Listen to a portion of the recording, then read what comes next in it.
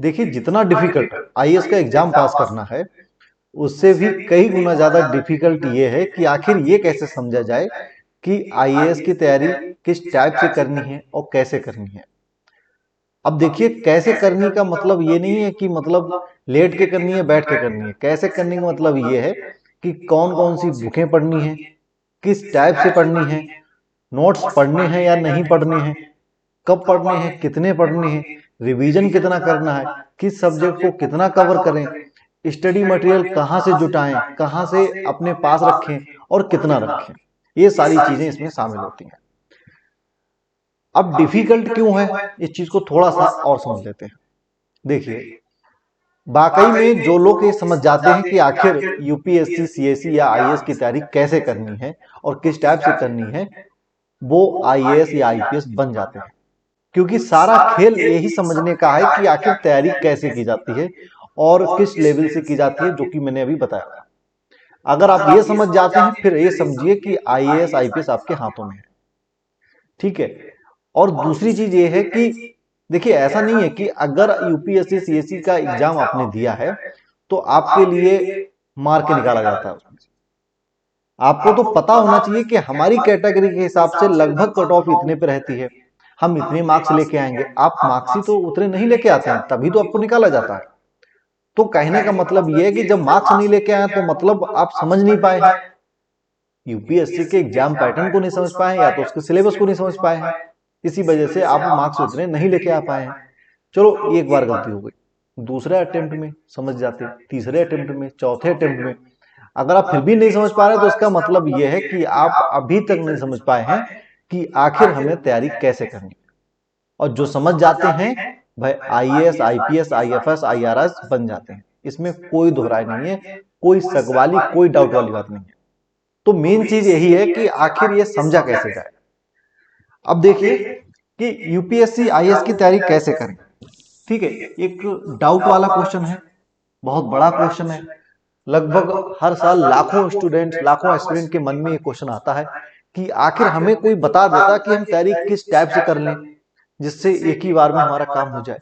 मतलब पहला अटेम्प्ट में हम आईएएस बन जाए आईपीएस बन जाए। अच्छी बात है, होना चाहिए। कोई ये थोड़ी ना है कि हमें अगर 6 अटेम्प्ट मिले हैं तो हम ये मान के चलो कि कोई दिक्कत नहीं है, कम से कम 6 साल तो हमारे पास है, बन जाएंगे कभी ना कभी। या 21 से 32 साल की एज अगर हमारी है तो 21 से 32 तक कभी ना कभी बन जाएंगे। ऐसा नहीं है कि भाई कम उम्र में अगर ज्यादा सक्सेस आप पहुंच जाते हैं तो मतलब ये अच्छी बात होती है, रिस्पेक्टफुल वाली बात होती है, मान सम्मान मिलता है, नाम मिलता है, चर्चा होती है, तो ये सारी चीजें होती हैं। तो इसलिए हर एस्पिरेंट की कोशिश यही रहती है कि पहला और लास्ट अटेम्प्ट उसका होना चाहिए, उसी में भाई आईएएस आईपीएस जो भी उसका अपना ड्रीम है बन जाए। लेकिन इसको अच्छी तरीके से समझना ये सबसे बड़े डिफिकल्ट वाली चीज है जो मैंने अभी बताई थी। चलिए फिर से एक बार समझ लेते हैं कि आखिर जो तैयारी की जाएगी वो किस लेवल पे की जाएगी, कैसे की जाएगी और कब की जाएगी, और सारी चीजें कि कब कितना कवर करना, कैसे पढ़ना है। इन सारी चीजों को आप अच्छी तरीके से समझ लीजिए। उसके बाद आराम से जब आपका मन करे तब तैयारी शुरू करें, और अगर शुरू कर चुके हैं तो सही, अगर वे में कर रहे हैं तो चलने दीजिए, नहीं तो जो मैं बता रहा हूं उस टाइप से उसको फॉलो करें।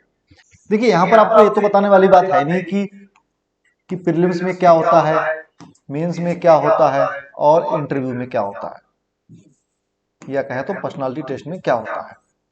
ये तो मैं बताऊंगा, ये तो लगभग आपने ढूंढ लिया होगा कि आखिर प्रीलिम्स में क्या होता है, मेंस में क्या होता है और इंटरव्यू में क्या होता है। लेकिन प्रीलिम्स की तैयारी कैसे करें।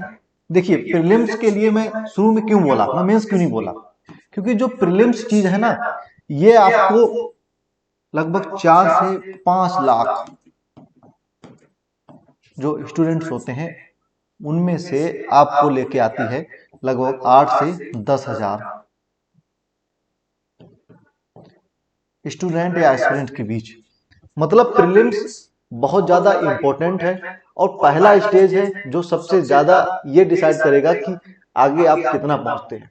तो इसलिए मेंस पे बिल्कुल फोकस ना करके सबसे पहले प्रीलिम्स आपका मेन फोकस होना चाहिए कि आखिर प्रीलिम्स की तैयारी कैसे करें, और इतने अच्छे तरीके से करें कि जो भी उसके कट ऑफ लगती है, आप चाहे जनरल के हों, एससी के हों, ईडब्ल्यूएस के हों, एसटी के हों, ओबीसी के हों, आपको अपनी कैटेगरी के हिसाब से कट ऑफ का आइडिया होना चाहिए।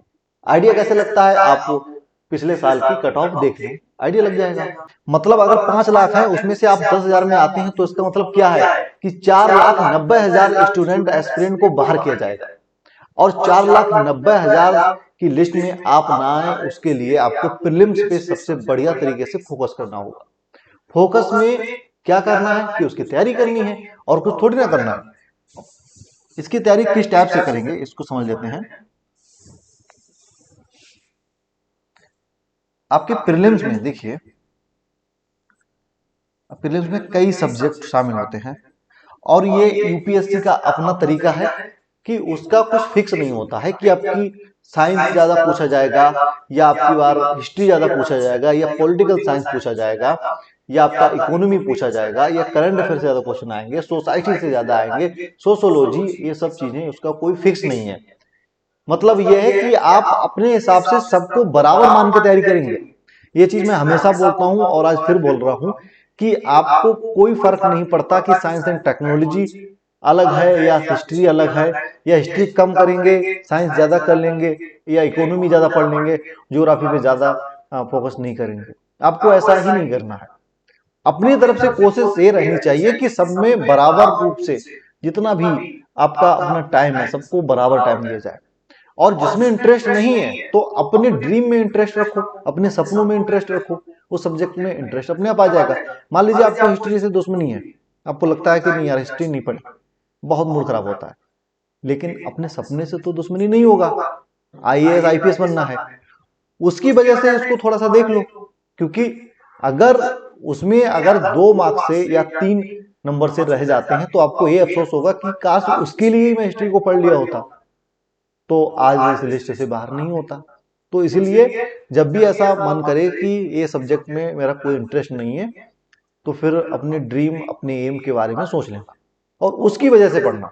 उसके लिए मत पढ़ो, उसकी वजह सपने की वजह से पढ़ो, अपने जो टारगेट हैं उनकी वजह से पढ़ो, अपना ड्रीम की वजह है उसकी वजह से पढ़ो। तो इसलिए सब आपके लिए बराबर है। कौन कौन से सब्जेक्ट हैं आप चाहे तो नोट कर लें। नंबर 1 हिस्ट्री हो गया, नंबर 2 आपका ज्योग्राफी हो गया, नंबर 3 आपका पॉलिटी हो गया, नंबर 4 आपका हो गया इकोनॉमी, नंबर 5 आपका होगा साइंस एंड टेक्नोलॉजी, और नंबर 6 हो गया आपका सोसाइटी। और ये मैं करंट अफेयर वाले सेक्शन को अलग से ऐड करता हूँ। करंट अफेयर वाले में सारी चीजें शामिल रहेंगी। सारी चीजें कैसे? करंट अफेयर में आप ऐसे मान के चलिए कि करंट अफेयर कोई सब्जेक्ट नहीं होता। करंट अफेयर का मतलब होता है कि कोई भी टॉपिक सही, कोई भी सब्जेक्ट सही, कोई भी फील्ड सही, कोई भी सेक्टर सही, उसमें जो हालिया घटनाक्रम रहा होता है, हाल में ही जो चर्चा उस पर हुई होती है, या मान लीजिए वह चर्चा का विषय बना हुआ होता है, उस पर भी आपकी जो नजर है वो रहनी चाहिए कि आखिर अभी इंटरनेशनल लेवल पर मान लीजिए कोई सम्मेलन हुआ है, कोई मीटिंग हुई है, इंडिया ने उसमें पार्टिसिपेट किया या नहीं किया, उसके पीछे कोई बातचीत हुई। अब ये सारी चीजें कैसे पता चलती हैं? न्यूज़पेपर से। तो मतलब न्यूज़पेपर तो जरूरी ही है, उसको तो छोड़ना नहीं है, न्यूज़पेपर डेली पढ़ना है। अपनी हैबिट में, अपनी आदत में, अपनी मजबूरी समझे, अपनी ड्यूटी समझे, कुछ भी समझे, डेली न्यूज़पेपर पढ़ना है। सुबह को ना पढ़ पाए दोपहर को पढ़े, दोपहर को नहीं शाम को, लेकिन पूरे दिन में किसी भी टाइम न्यूज़पेपर जरूर पढ़ना है, ये चीज ध्यान रखना। हिंदी वाले हिंदी में पढ़ेंगे, इंग्लिश वाले इंग्लिश में पढ़ेंगे। कोशिश करो कि इंग्लिश में भी पढ़ो, कोशिश करो, नहीं हो तो कोई दिक्कत नहीं, हिंदी में पढ़ो, लेकिन न्यूज़पेपर पर डे पढ़ेंगे आप। जब तक आपका सिलेक्शन नहीं हो जाता तब तक तो आपको पढ़ना ही पढ़ना है मजबूरी में, और जब सिलेक्शन हो जाए तब आपका इंटरेस्ट रहे तो पढ़ो, या जरूरत हो तो पढ़ो या नहीं पढ़ो। पहले तो ऑफिसर बन जाओगे, सिविल सर्वेंट बन जाओगे तो पढ़ना जरूरी ही होगा, और आप पढ़ेंगे भी। तो अभी से आदत में डाल लो, ठीक है। तो आपका जो वो है ना एक नजरिया है, वो इस टाइप से रहना चाहिए कि आखिर देश में क्या चल रहा है और वर्ल्ड लेवल पर भी क्या चल रहा है, इसमें भी आपकी नजर रहनी चाहिए।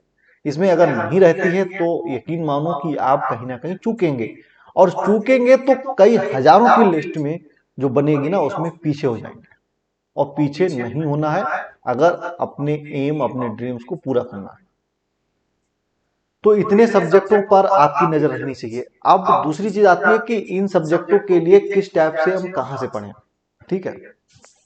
अब देखिए, सबसे पहले मैं आपको सलाह दूंगा, मेरी जो अपनी सलाह रहती है कि अगर आपने हिस्ट्री ज्योग्राफी अगर कभी नहीं पढ़ी है तो आपको पढ़ने की जरूरत है एनसीईआरटी की बुक्स, ठीक है, सभी सब्जेक्टों की, 6 से लेके अब 12th क्लास तक, ठीक है, पढ़ें।